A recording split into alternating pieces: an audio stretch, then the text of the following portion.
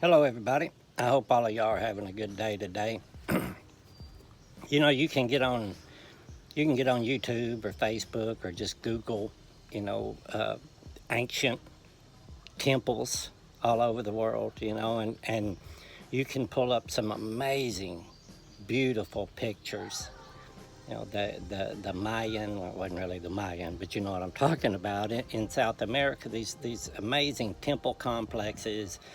Egypt's the same way, and then you go into India and Cambodia and just all over the world for thousands of years.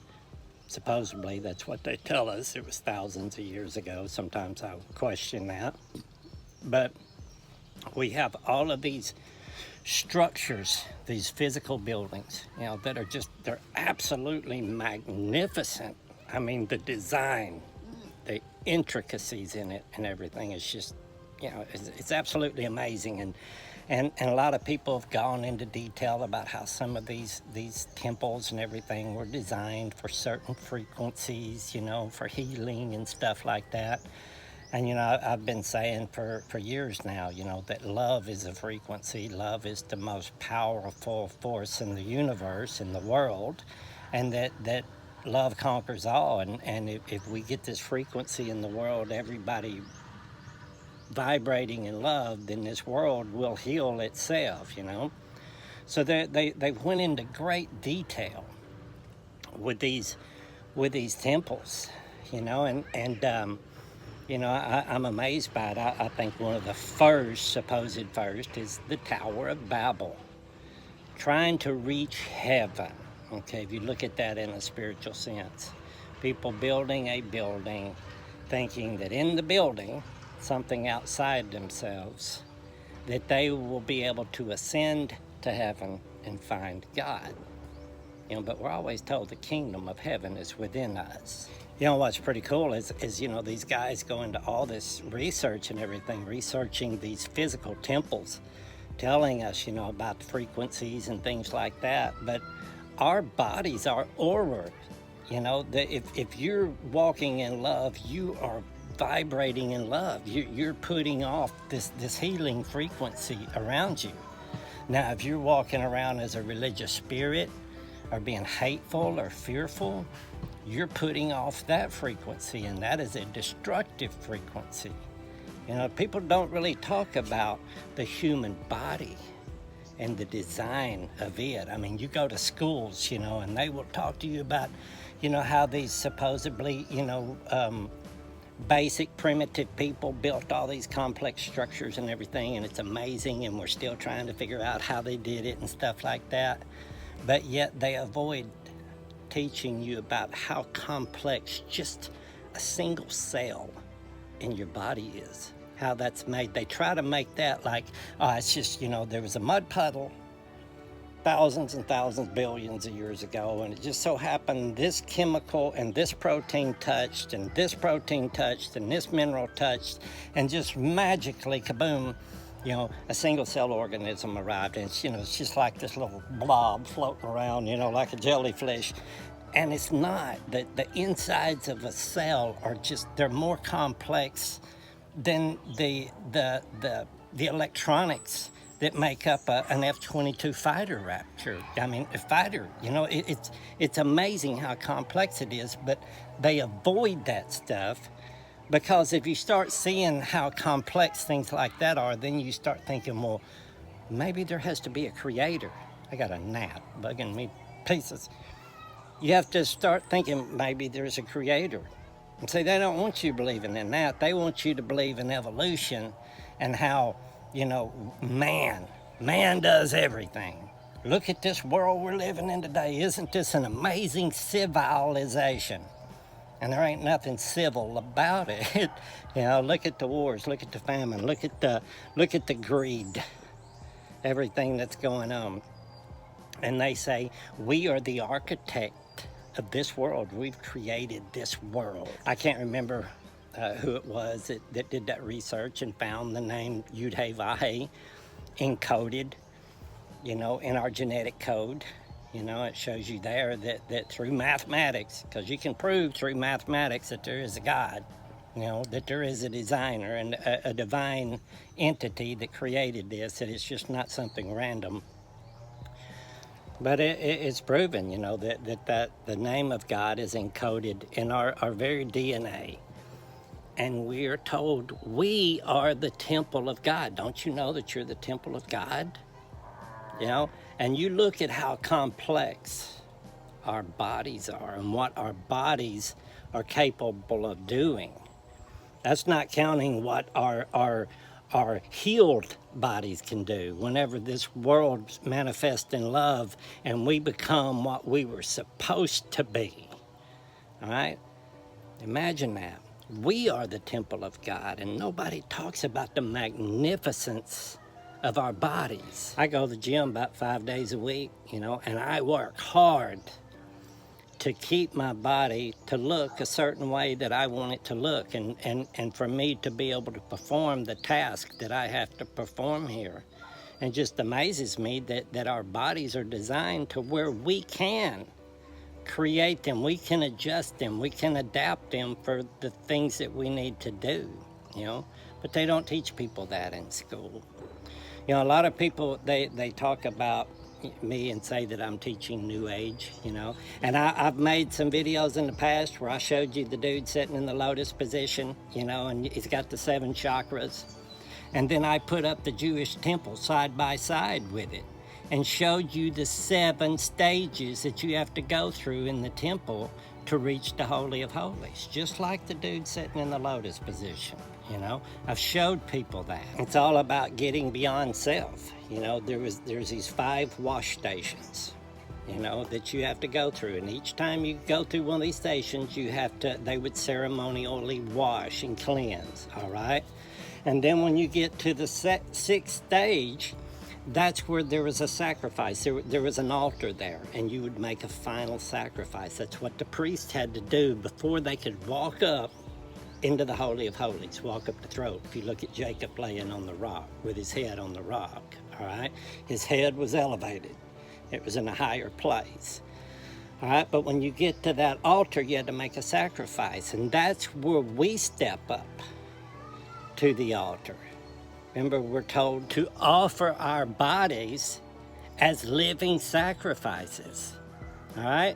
When you make it to that altar, whenever you get through, whenever God is calling you, you're going to go through some stages. You're going to go through these 5 stages where you're going to be cleansed and purified before you can go into his presence. I remember this. I remember how it happened to me. You know, I was going through all kinds of stuff, you know, wanting to keep my life, you know, wanting to be able to keep drugs and alcohol and all that stuff in my life. And in the end, I had to learn that, man, I got to let that go. I had to come to the realization that I was nothing. All right? And at that point, when I come to that realization that I was nothing and that I needed help and I didn't know what to do, all right, and I even screamed out in anger, that's when I heard the voice of God. I was ready then. My heart was ready. All right, for a couple of weeks before I come to know God, I'd been watching this dude named Ram Dass. He's dead now. And he had had a stroke like me. But he was, I can't remember, Hindu, something like that. He was, you know, all into Buddhism and Hinduism and things.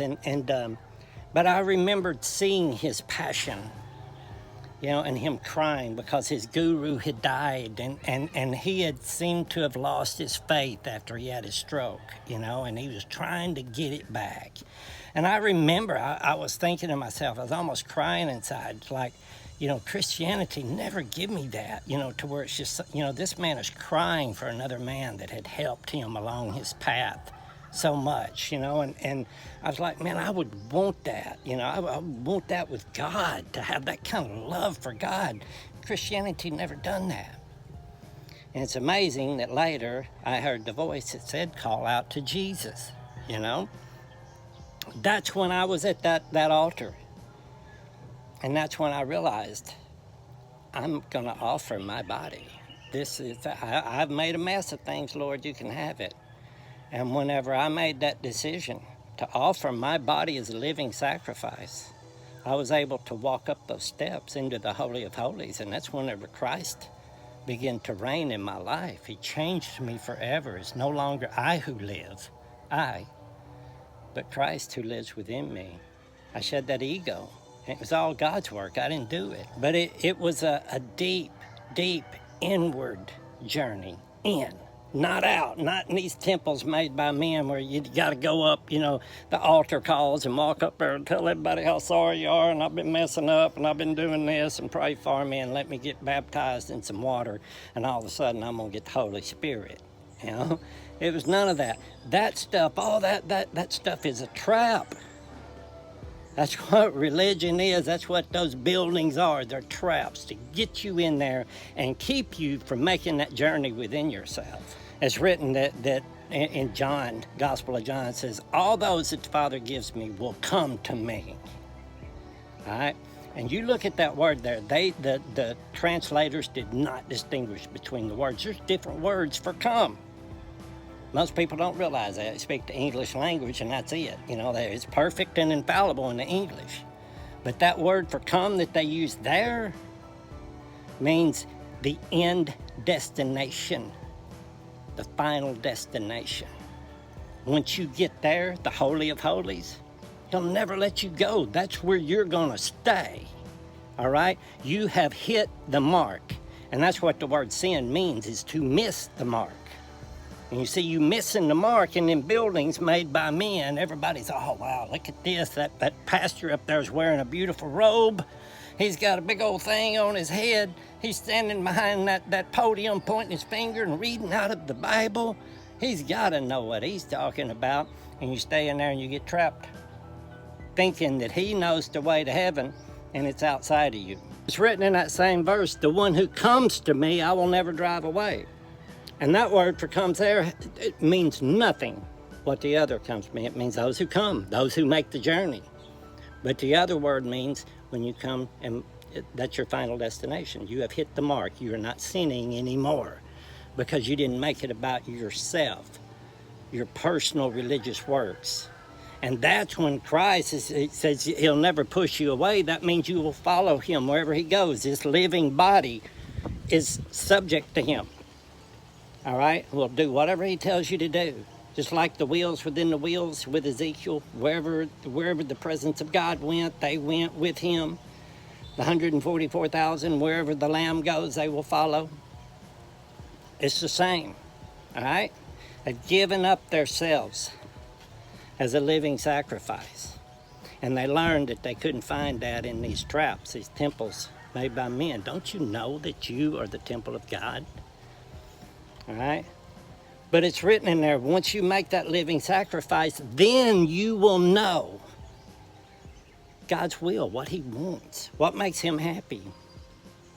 And what that is for Him to live His life in your body and to love, because God is love. In Him is no darkness. And to love everybody around Him without judging everybody around Him, and let that love heal. And eventually, when you get about 144,000 people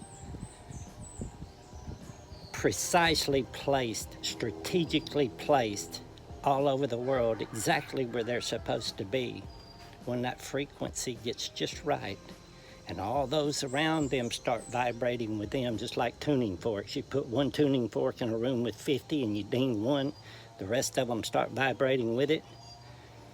Once that happens, this world is going to transform and everything is going to be healed. And all this stuff that we call evil is just going to disappear like vapor.